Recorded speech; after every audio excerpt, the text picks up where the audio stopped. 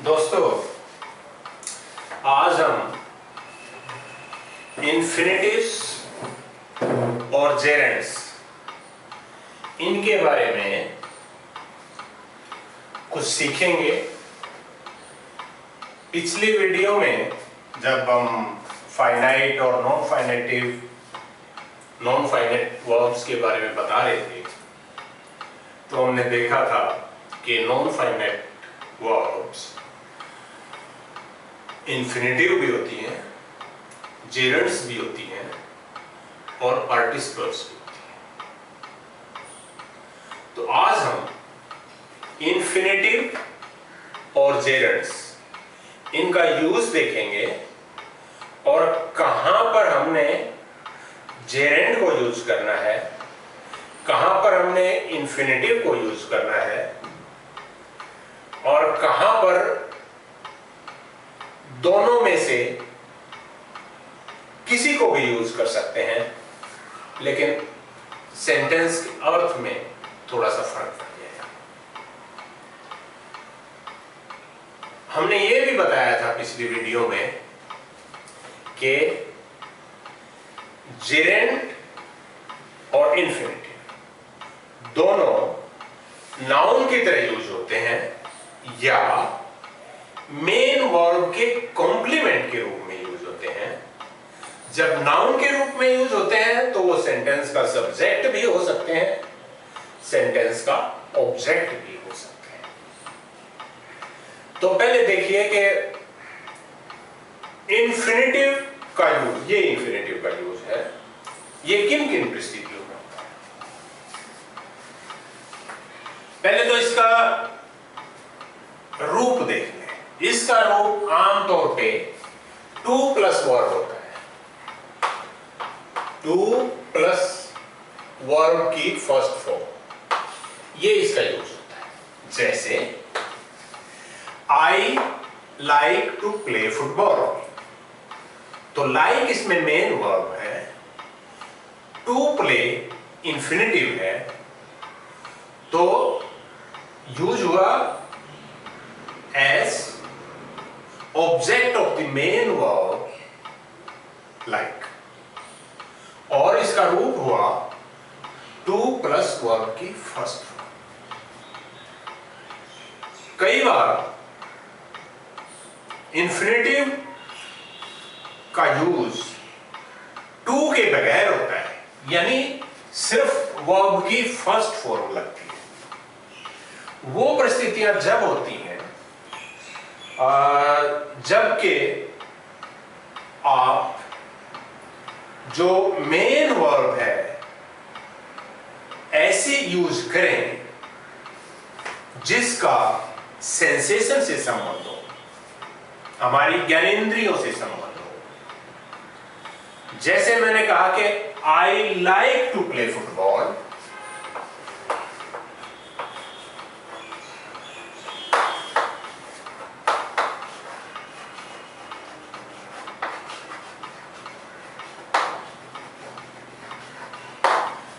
इसमें like main verb है, to play infinitive है। अगर लाइक की जगह ज्ञानेंद्रियों से संबंधित कोई वर्ब हो, जैसे सी का मतलब देखना, वॉच भी देखना होता है, फील एहसास करना, ये भी ज्ञानेंद्रिय से संबंध है, हियर सुनना, इसका भी ज्ञानेंद्रिय से संबंध है। इसी तरह से नोटिस, ऑब्जर्व, तो इस तरह के जब शब्द हों जो कि मेन वर्ब के लिए प्रयोग हुए हों तो आप इन्फिनिटिव लगाते हुए टू नहीं लगाते। जैसे मैंने उसे फुटबॉल खेलते हुए देखा, आई सॉ, मैंने उसको देखा, हिम फुटबॉल खेलते हुए, play football.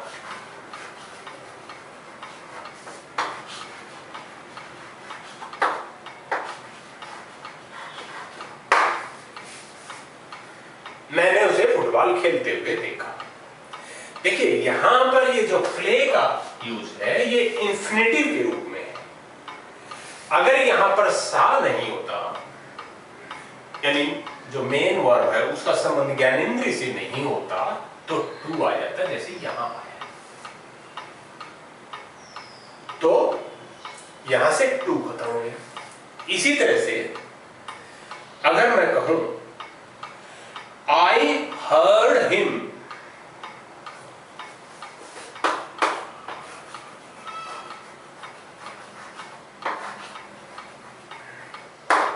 I heard him saying so, say so हो जाएगा, टू से नहीं है। मैंने उसे ऐसा कहते हुए सुना, I heard him say so, मैंने उसे ऐसा कहते हुए सुना। मैंने उसे एक गाना गाते हुए सुना, I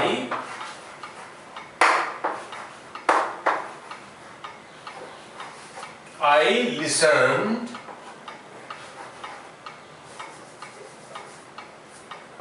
him sing a song.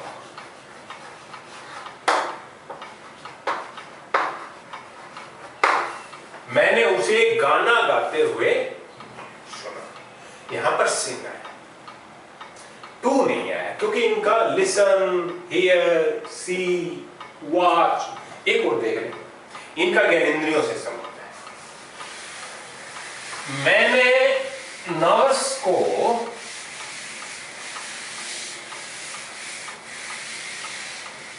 उसके घाव की पट्टी करते हुए देखा, आई saw the nurse dress his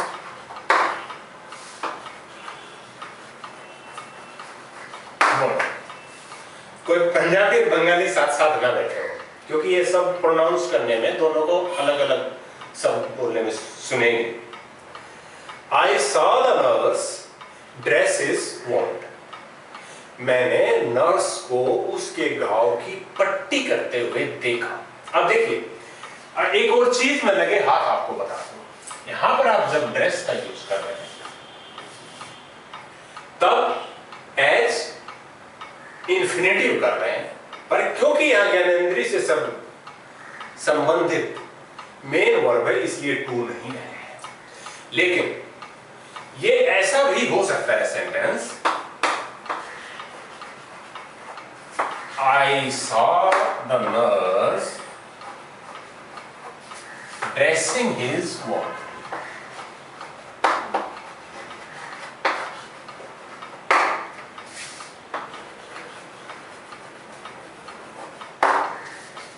यहां पे ड्रेसिंग आया, ये जेरेंड है। अब I saw the nurse dress his wound, I saw the nurse dressing his wound, इन दोनों में फर्क क्या है वो मैं आपको बता दूं, बड़ा ध्यान से सुनने की बात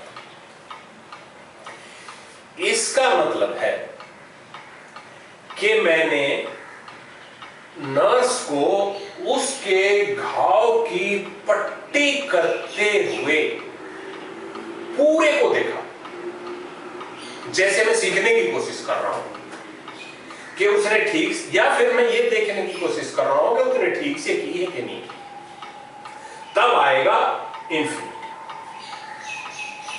यानी शुरू से लेकर आखिर तक पूरे एक्शन को, ड्रेसिंग के पूरे एक्शन को मैंने देखा, तब आप इंफिनिटिव यूज करते हैं। I saw the nurse dress his wound, इसका मतलब है कि मैंने उसके घाव की पट्टी करते हुए जेरेंड यूज करते हैं। I saw the nurse dressing his wound, इसका मतलब है कि आप शायद निकल रहे थे वहां से और वो पट्टी कर रही थी, आपको सिर्फ इतना पता है कि वो पट्टी कर रही थी, आपने पूरी प्रक्रिया को नहीं देखा पट्टी करने की को, पर पट्टी करते हुए एक बार उसको देख लिया, ये फर्क है। इसी तरह से जब आप कहें कि I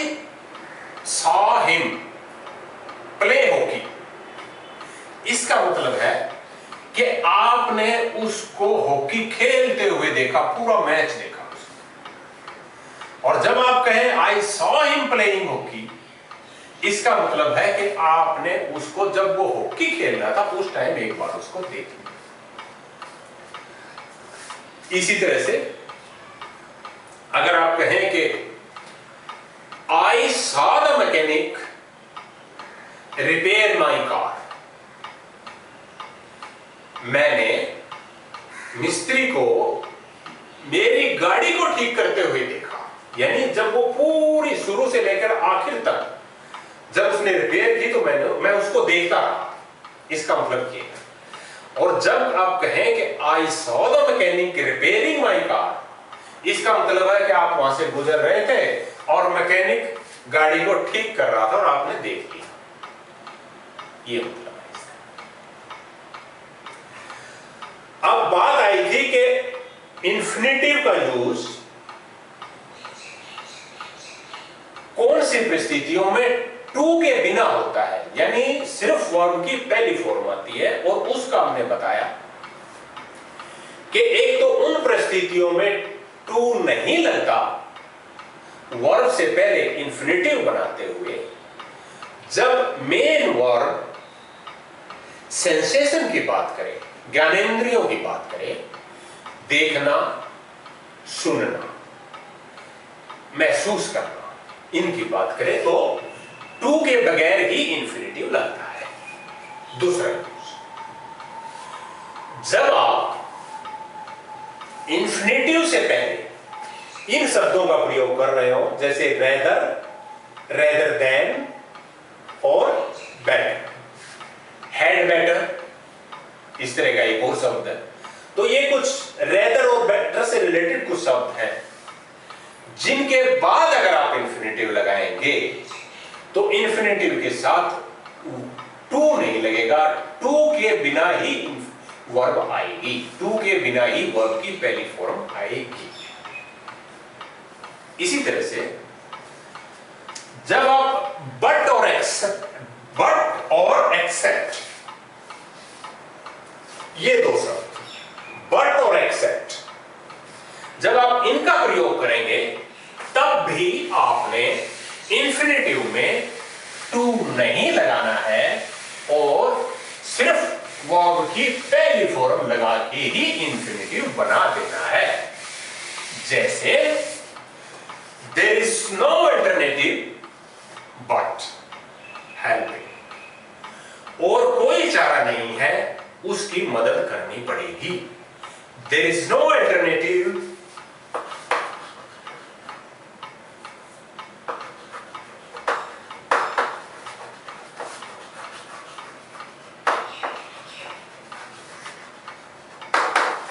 but to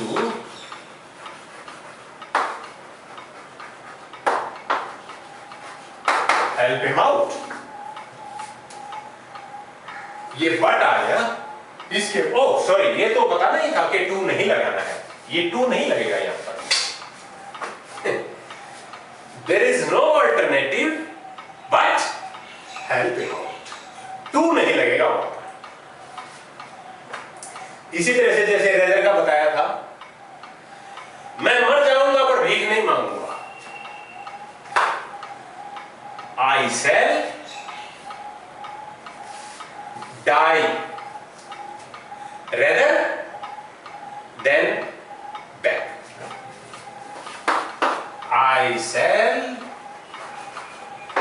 डाई, मैं मर जाऊंगा, इससे अच्छा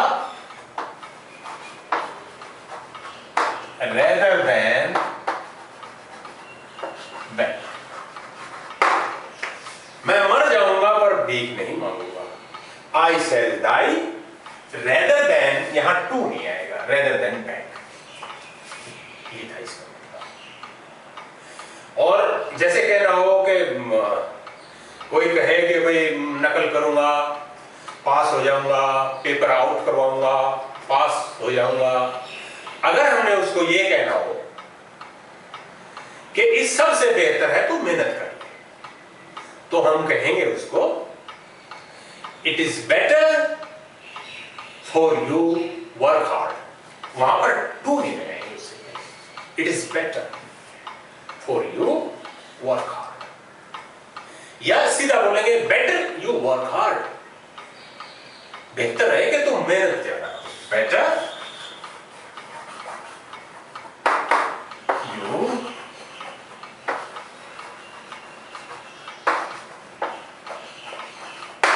यू वर्क हार्ड, ये था। अब एक और देखिए परिस्थिति होती है जिसके अंदर आपने इंफिनिटिव के यूज में थोड़ा सा चेंज करना है। जैसे एक चेंज ये था कि आपने टू नहीं लगाना है इन परिस्थितियों में, यानी जब मेन वर्ब सेंसेशन से संबंध रखती हो, या इंफिनिटिव से पहले रेदर और better, rather than, had better, इनका प्रयोग हो, और या फिर इंफिनिटिव से पहले बट और एक्सेप्ट का प्रयोग हो। कुछ परिस्थितियां ऐसी होती हैं जिनमें आप टू भी लगाते हैं, वर्ब की पहली फॉर्म भी लगाते हैं, और टू से पहले कुछ और भी लगाते हैं, और वो वर्ड है हाउ।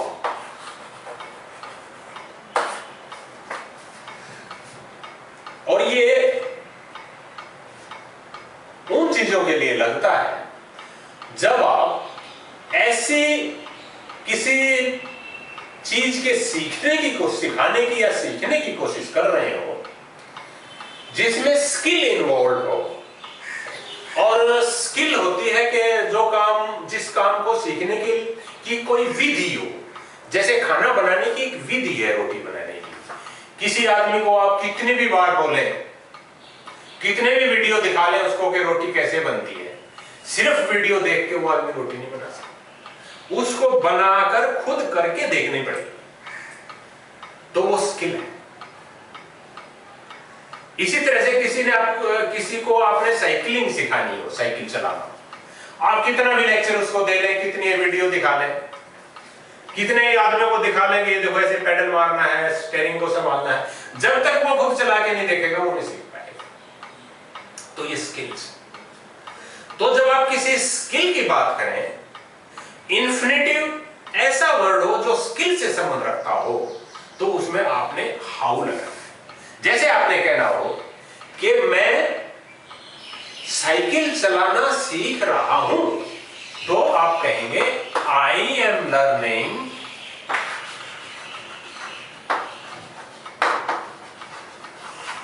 अब नॉर्मल सर्कमस्टेंसेस में टू राइड ए बाइसाइकिल आएगा, बट क्योंकि ये स्किल है तो हाउ टू राइड आएगा। हाउ टू राइड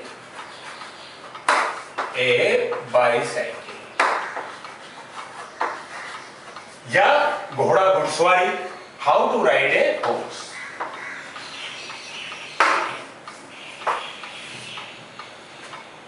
वह खाना बनाना सीख रही है, she is learning how to cook food, how to buy. तो ये हाउ टू का यूज है। ये ऐसे सेंटेंस बहुत बार आते हैं कॉम्पिटिटिव एग्जाम्स के पेपर्स कि आप to ride a bicycle use करें लर्न के बाद, या how to ride a bicycle use करें। इस तरह के सेंटेंस बहुत बार आते हैं, तो थोड़ा सा इसके ध्यान देने की जरूरत है। थोड़ी प्रैक्टिस करेंगे आपको अपने आप आ जाएगा। और अगली वीडियो में शायद हम इस तरह के कुछ सेंटेंस लाएंगे जिनमें सेंटेंस होंगे और उनमें गलतियां हम पॉइंट आउट करेंगे, कोशिश करेंगे कि भाई आप गलतियां देखें, बताएं, फिर हम डिस्कस करेंगे। लेकिन वो तभी होगा जब आप इस वीडियो पर जब आप देख रहे होंगे तो इस वीडियो पे अपनी लाइक या डिसलाइक का इजहार करेंगे, ताकि हमें ये पता रहे कि जो इसमें बताया गया वो आपको समझ आया कि नहीं आया। समझ आया तो नेचुरली आप लाइक दबाइए, हमें पता लगे तो हम अगली वीडियो तैयार करें, उसमें डिस्कस करें। नहीं समझ आया तो अगली वीडियो में जाने का फायदा नहीं है। इसी तरह से एक और मैं आप लोगों को यहां बताना चाहूंगा, जो लर्नर्स हैं, नए लर्नर्स हैं, फ्रेशर्स हैं, कि आप वीडियो को एक सीक्वेंस से देखें। जो वीडियो पहले बनाई गई है उनको पहले देखें, उसके बाद थोड़ी प्रैक्टिस करके उससे रिलेटेड सेंटेंसेस की। जैसे सबसे पहले हमने बनाई थी प्रेजेंट इंडेफिनिट टेंस, तो आप प्रेजेंट इंडेफिनिट टेंस पे देख के और उसके बाद उसकी किसी ग्रामर की बुक से उस पे एक्सरसाइज करके सेंटेंसेस की, फिर आप पास्ट इंडेफिनिट की या अगली वीडियो को देखें। अब आगे नेक्स्ट एक और बात हमने जो बतानी थी वो ये बतानी थी कि जब दो इंफिनिटिव लगे हो, एक ही वाक्य में दो इंफिनिटिव हो, तो आपने पहले वाले के साथ टू लगाना है और दूसरे वाले के साथ टू नहीं लगाना है। जैसे मैं कहूं कि आज मेरी इच्छा या आज मेरा इरादा इस वीडियो को तैयार करने का भी है और अपलोड करने का भी है, तो ऐसे लिखेंगे आई इंटेंड टू प्रिपेयर, ये आ गया अब, and to upload this video today. देखिए मेन वर्ब इंटेंड, दो इंफिनिटिव है, टू प्रिपेयर और टू अपलोड। तो कहना यह था कि आपने इस टू को नहीं लगाना है, आमतौर पे इसको ओमिट किया जाता है, इसको लगाने की जरूरत नहीं है, क्योंकि इस वर्ब के साथ इस इंफिनिटिव में टू पहले लग चुका है। ये बात थी। तो मैं उम्मीद करता हूं कि आप ये सब पॉइंट्स नोट कर रहे हैं।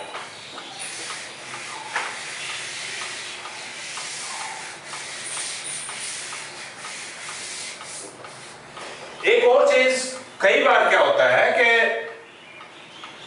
कुछ इंफिनिटिव ऐसे होते हैं कि जिनके साथ आप प्रीपोजिशन लगा देते हैं एंड में। जैसे मेरे पास एक पेन है लिखने के लिए, या मेरे पास लिखने के लिए एक पेन है, तो आप इसका सेंटेंस बनाएंगे I have a pen to write. अब जो राइट है और पेन है, इन दोनों का एक संबंध है। पेन लिखने के लिए होता है या पेन से आप लिखते हैं, तो ये जो से है ये प्रेपोजिशन है, तो प्रेपोजिशन इसमें एंड में लगता है। I have a pen to write with, ये कंप्लीट सेंस हुआ, कंप्लीट सेंस वाला वाक्य हुआ। I have a pen to write with, मेरे पास लिखने के लिए एक पेन है, या उनके पास रहने के लिए घर नहीं है। They do not have a house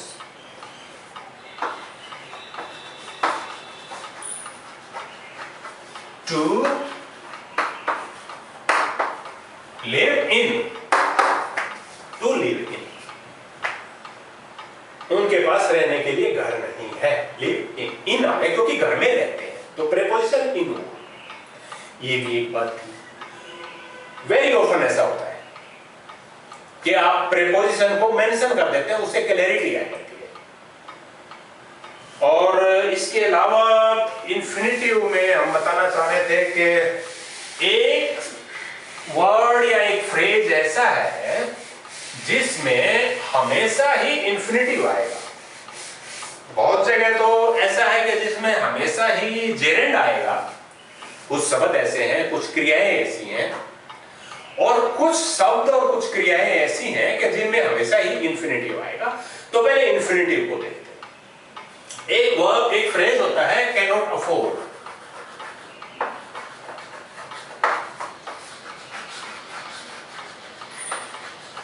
इसके बाद याद रखना आपने हमेशा इंफिनिटिव लगाना है। जैसे मैं टाइम वेस्ट करना अफोर्ड नहीं कर सकता।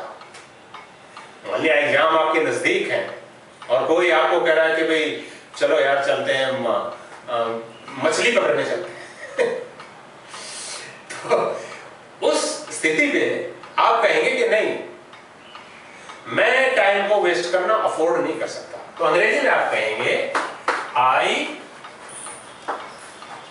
Cannot afford to waste my time.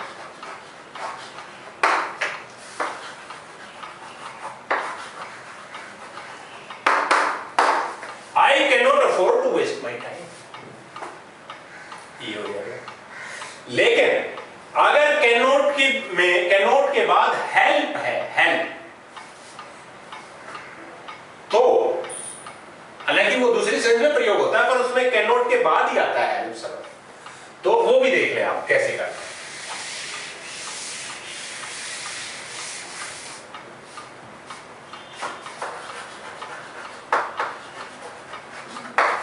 Cannot या कांट भी बोल सकते हैं, इसको बोलते हुए कॉन्ट्रैक्ट हो जाएगा, वो सिकुड़ जाएगी क्रिया। कांट हेल्प, जैसे मैं उसकी सहायता किए बगैर रह ही नहीं सकता, मेरा वो इतना अच्छा दोस्त कि मैं उसकी सहायता किए बगैर रह ही नहीं सकता। मान लिया कोई आपको कह रहा है यार ये आपको हर बार धोखा देता है, आप इसी क्यों मदद करते हैं, तो हो सकता है आपको ये कहना पड़े कि यार इसकी मदद किए बगैर मैं रह ही नहीं सकता, तो वहां पर आप बोलेंगे आई कैनॉट हेल्प, ये तो हो गया, ये रह नहीं सकता, आई कैनॉट है, मैं रह नहीं सकता उसकी मदद किए बिना, वो बिना इसी में शामिल है। I cannot help helping him.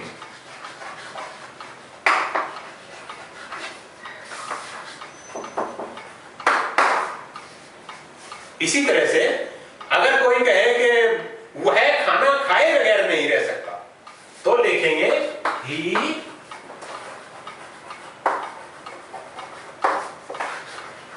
he cannot help eating food, खाना खाए बगैर। इसमें जेरेंड आ रहा है। मेन बात बताने की जो थी वो ये थी कि जब आप कैनॉट हेल्प प्रयोग कर रहे हैं फ्रेज, तो उसके बाद आपने जेरेंड लगाना है, हेल्पिंग, ईटिंग ये लगाना है। और जब आप कैनॉट अफोर्ड यूज कर रहे हैं तो आपने इंफिनिटिव लगाना है। जैसे था I cannot afford to waste my time, right? तो ये था कैनॉट वाले समय। अब हमने सिर्फ ये देखना है कि वो कौन सी वर्ब है, वो कौन सी मेन वर्ब है जिनके बाद में सिर्फ जेरेंड लगेगा, और वो कौन सी वर्ब है जिनके बाद में हमेशा इंफिनिटिव लगेगा। तो वैसे तो बहुत सारी है, पर हमने ये 15 वर्ब, ये 15 ऐसी चूज की हैं कि जिनके साथ वेरी ऑफन, रेयर सर्कमस्टांसेस के अलावा इनके बाद जीरेंड लगेगा। और ये 15 ऐसी हैं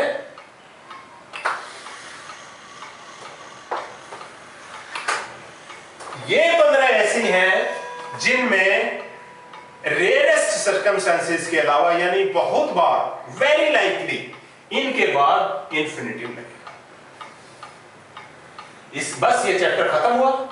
बाकी हम एक और बात जेरेंड से रिलेटेड, अगर प्रेपोजिशन है सेंटेंस में और प्रेपोजिशन के बाद आपने लगाना है जेरेंड या इंफिनिटिव, तो प्रेपोजिशन के बाद हमेशा ही जेरेंड आएगा। जैसे